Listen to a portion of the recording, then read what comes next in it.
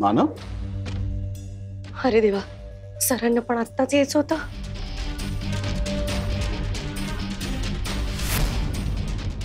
गौरी, तुम्ही दोघं काय करताय? ते नोट्स घ्यायच्या होत्या ना सर, त्याच्यासाठी आलो होतो इकडे. लेक्चरला तर गेला नव्हतास, मग नोट्स कुठल्या देतोस? सर कालपर्यंतच्या नोट्स देत होता तो मला, दिल्या त्यांनी. त्याला उत्तर द्यायला मनाई केली? नाही. का त्यांनी तुला ठेवलंय उत्तर द्यायला? नाही सर. आणि तुम्ही फर्स्ट इयरच्या वर्गात काय करताय? थर्ड इयरचे वर्ग ओस पडलेत का? सर अहो, त्याची काही चूक नाहीये ह्या सगळ्यात. तो मला म्हणतच होता की आपण आपल्या वर्गात बसू असं, पण काय झालं, आमच्या वर्गात बसलो असता तर उगाच मी अभ्यासाबद्दल चर्चा करणार, प्रश्न विचारणार, तर त्याच्यावरनं आणखीन चर्चा झाली असती ना.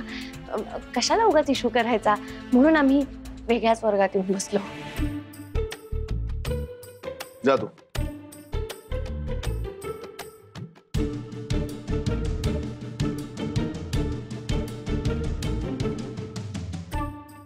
मी शिकवतो ना तुला, मग इतरांकडे नोट्स घ्यायची काय गरज आहे? नोट्स तर लागणार ना सर, त्या आता घेतल्याच पाहिजे. मी दिले असते ना तुला, त्यासाठी दुसऱ्या कुठल्या विद्यार्थ्याचं नुकसान झालेलं मला चालणार नाही. बरोबर आहे सर, तुम्ही द्यालच नोट्स, पण तुम्ही फक्त मराठी विषयाच्या नोट्स द्याल ना. बाकीच्या विषयांचं कसं करणार? बाकीच्या विषयांच्या नोट्स तर घ्याव्याच लागतील ना. मग त्या शिक्षकांकडे जाऊन मागायच्या का? तेही मी करू, जाऊन सांगू त्यांना की अहो माझ्या बायकोला नोट्स हव्या आहेत, देता का? आज अण्णाचं परत ओरडा खायचं वाटतं. गेले नाहीस कामाला? नाही, जाते. हे काय निघालेच, जाते.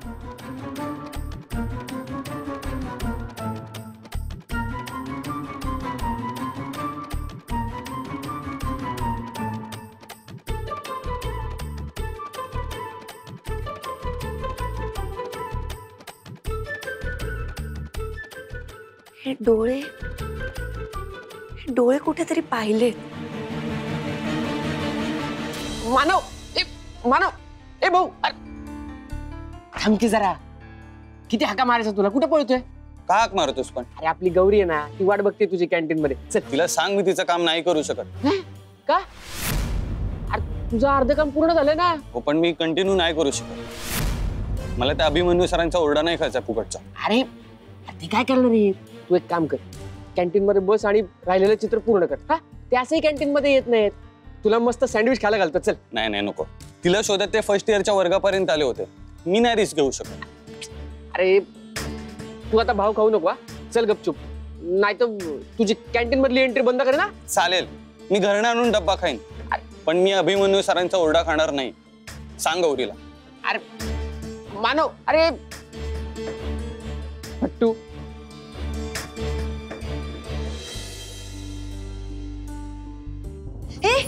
दोषा, काय झालं? कुठे तो मानव? काय नाही का? नाही अगं तो फट्टू आहे ग. अभिमन्यू सरांची भीती वाटते असं बोलला.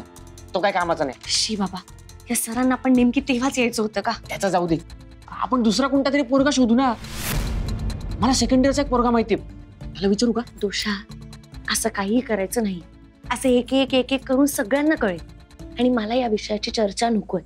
जर हे सगळं प्रकरण अभिमन्यू सरांपर्यंत गेलं ना, माय वाट लागणार आपली. गौरी, मग आता एकच उपाय. काय?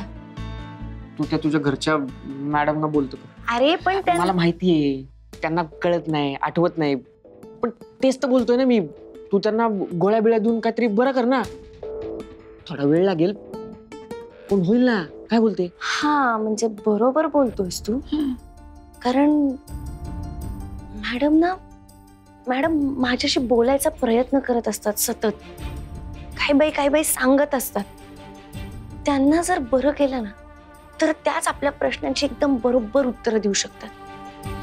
त्याच मला सांगू शकतात की नक्की त्या आहेत कोण, त्यांचा आणि अभिमन्यू सरांचा नक्की संबंध काय ते. हा, असंच कर.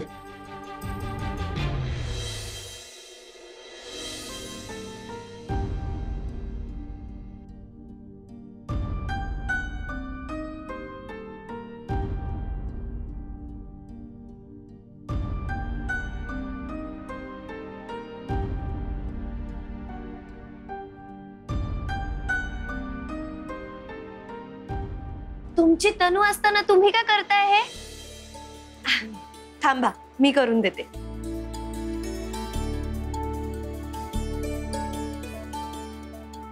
तनू तनू तनू माझे केस करते, माझे केस करते तनू. मी सांगितलं ना तुला, ती गौरी साधी सुधी मुलगी नाहीये.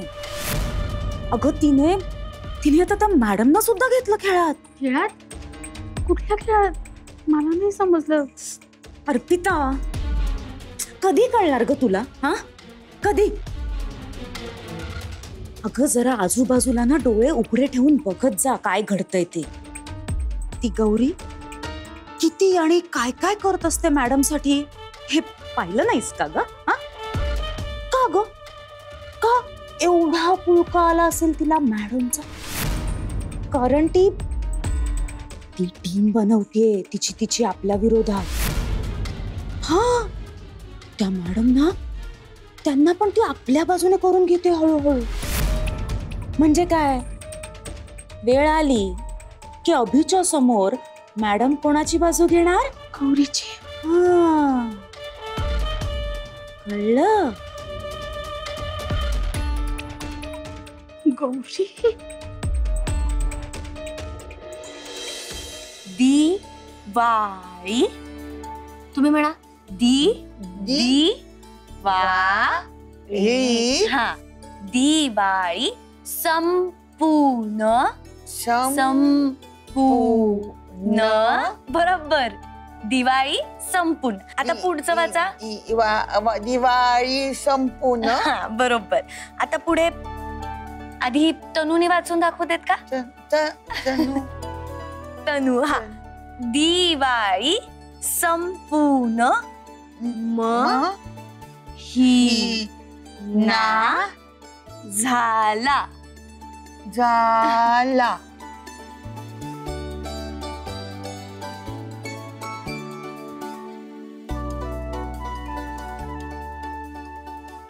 दिवाळी संपूर्ण महिना झाला. झाला. बरोबर. दिवाळी संपून महिना झाला. दिवाळी महिना संपून झाला. दिवाळी संपून महिना झाला.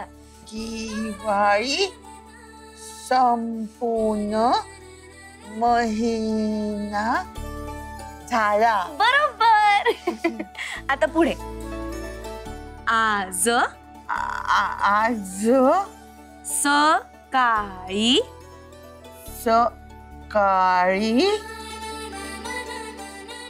हा, कुठे होता आपण? हा, आज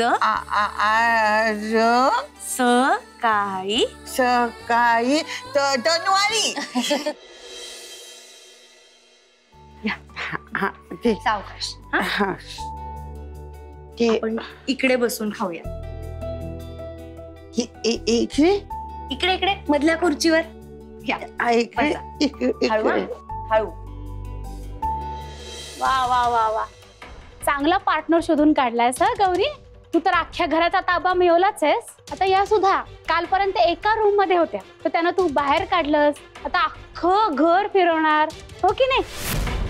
आता त्यांना घेऊन तू भाजी मार्केटला जा, शॉपिंगला जा, दोघी सिनेमा बघायला जा. हा, छान छान छान. अहो अर्पिता ताई, मग एका माणसाने असं वर्षानुवर्ष एकाच खोलीत राहणं चांगलं नाही ना? हो का?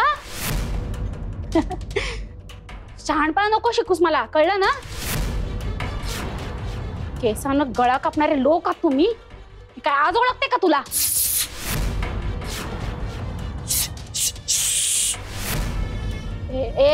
गौरी, मी चांगलं ओळखते तुला, कळलं ना? एक एक आयडिया शोधून काढतेस आणि दादाला इम्प्रेस करायचा प्रयत्न चाललाय ना तुझा. हा सगळा माहितीये मला, पण मी सोडणार नाही तुला, लक्षात ठेव.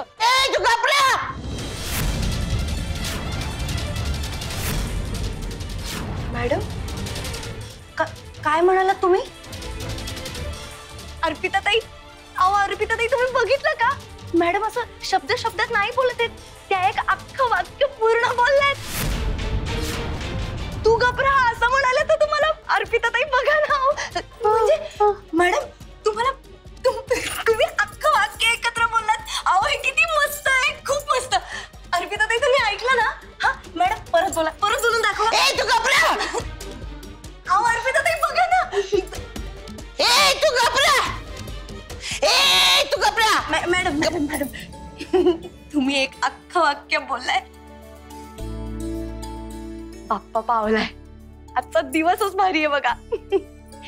खूप मस्त. ए तू घबरा.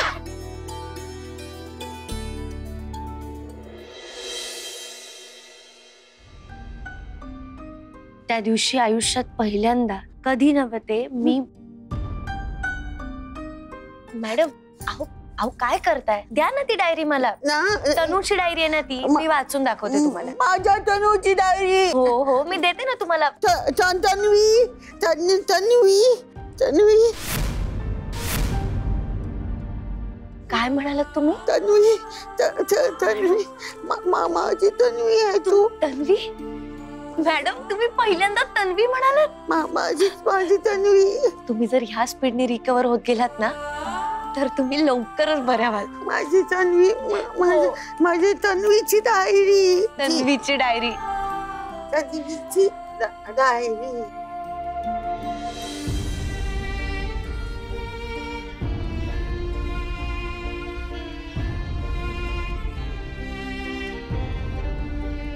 सर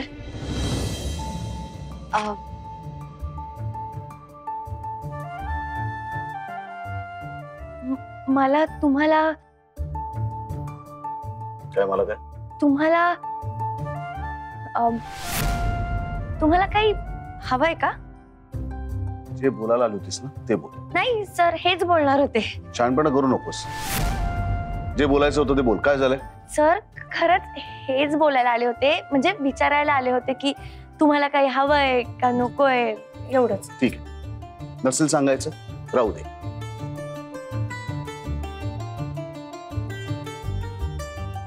सर ते मॅडम मला तन्वी म्हणाले.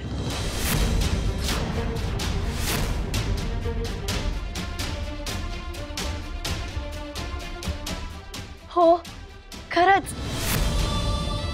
त्या जेव्हा माझ्याशी बोलत होत्या ना तेव्हा माझ्याकडे इतक्या प्रेमाने बघत होत्या.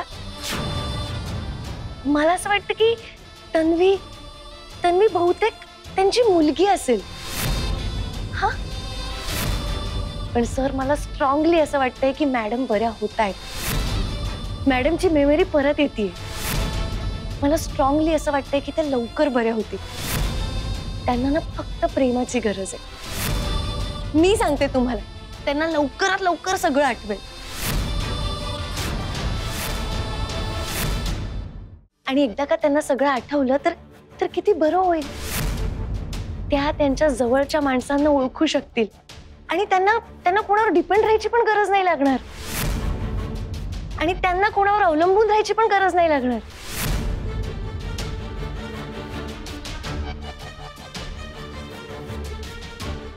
सर सर हो खरंय तुझं. जा तुझं.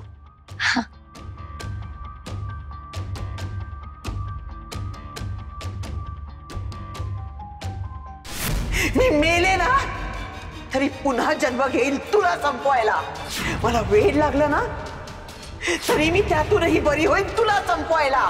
तुला संपवल्याशिवाय आता मला मुक्ती नाही. तुम्हाला बरं व्हावंच लागेल मॅडम. माझ्या सगळ्या प्रश्नांच्या उत्तरांसाठी, तन्वीच्या चुकीसाठी तुम्हाला बरं व्हावंच लागेल.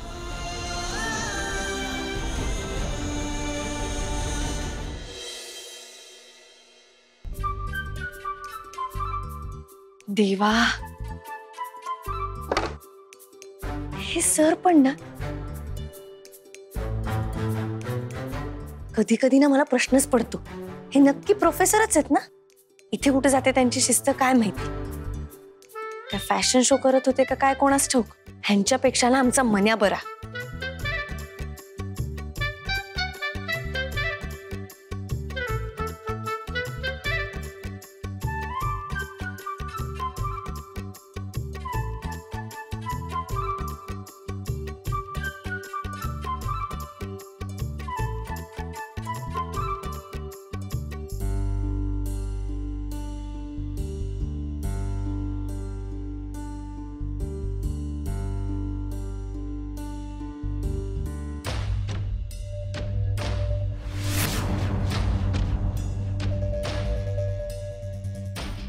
तिच्या आणि माझ्या प्रेमाचं लग्नात रूपांतर होईल का? माही, हे मला सांगताच येत नाहीये. आई या सगळ्यासाठी तयार होईल का? ती आता काय करेल याचा अंदाजच येत नाही. अरे, ही मधली काही पानं फाटलेली दिसतात. म्हणजे ही तन्वीच्या डायरीतली पानं आहेत. काय करतेस? काय नाही, मी विचारलं काय चाललंय. कपडे ठेवत होते सर तुमचे. मी तुला याआधी सांगितलंय माझ्या वस्तूंना हात लावलेला मला चालत नाही. बाजूला हो. चल इकडे.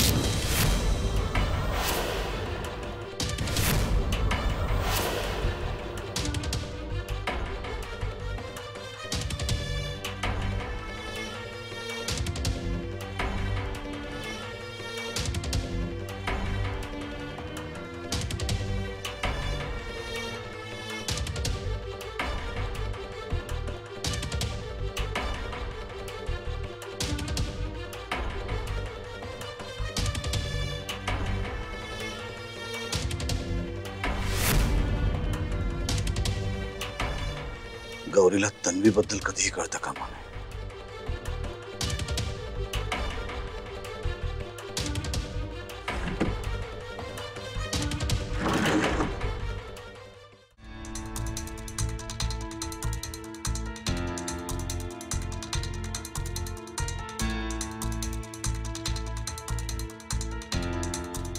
काय साडी आहे, अशी कशी फाटली काय माहिती.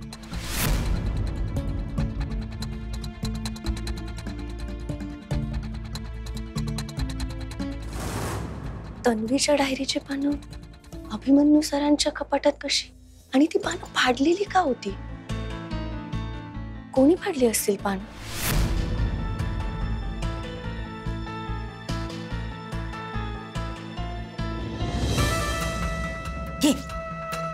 हे काय मॅम? अगं,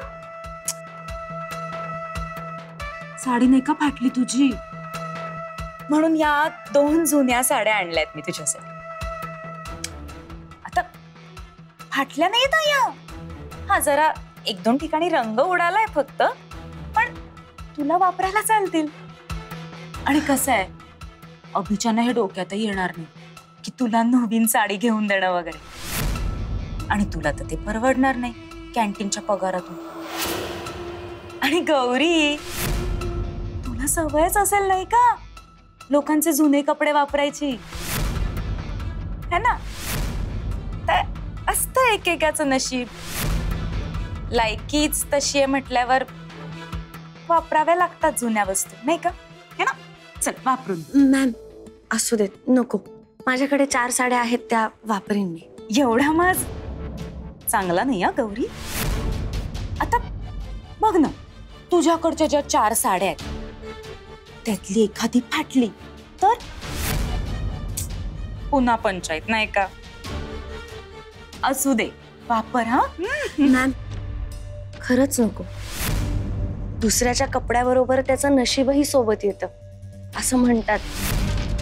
आणि तुमचं इतकं सोन्यासारखं नशीब माझ्यावर कशाला उधळताय?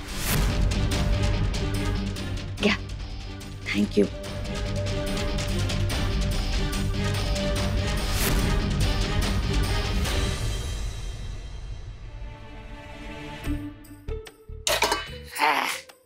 गौरी, तुला काय वाटतं, ते अभिमन्यू सर त्या माहीला ओळखत असतील का? तू काय वेडा झालायस का? 4 वेळेसचं जेवण एकाच वेळी जेवलंयस का? हा, एवढी एनर्जी कुठून आली आहे तुझ्यात? जरा हळू बोल ना. सॉरी. तुला काय वाटतंय, कॉलेज बंद झालं म्हणजे कॅन्टीन मध्ये कोणी येणार नाही? ते जाऊ दे. पण मला सांग ना, खरंच अभिमन्यू सर त्या माहीला ओळखत असतील का? काय माहिती, म्हणजे हो पण आणि नाही पण. हे काय उत्तर झालं? म्हणजे सगळे पदार्थ एकाच डिश मध्ये, असं थोडी असतं. दोषा, तू लहानपणी तो गेम खेळलायस का, पझलवाला? ते नसतं का जिक्सॉ पझल, चित्र तयार करायचं असतं. हा, ते तुकडे तुकडे जोडून चित्र बनवायचं. हा, मला काय जमलं नाही कधी ते. हो, पण पण मला न जमून नाही ना चालणार डोसा. मला हे चित्र पूर्ण केलंच पाहिजे, तरच मला कळेल की मॅडमचा अभिमन्यू सरांशी नक्की काय संबंध आहे ते. ती जी फाडलेली 4 पानं आहेत ना, त्या पानांमध्ये नक्की असं काहीतरी लिहिलेलं आहे की ज्याच्यामुळे मला माझ्या प्रश्नांची सगळी उत्तरं मिळतील.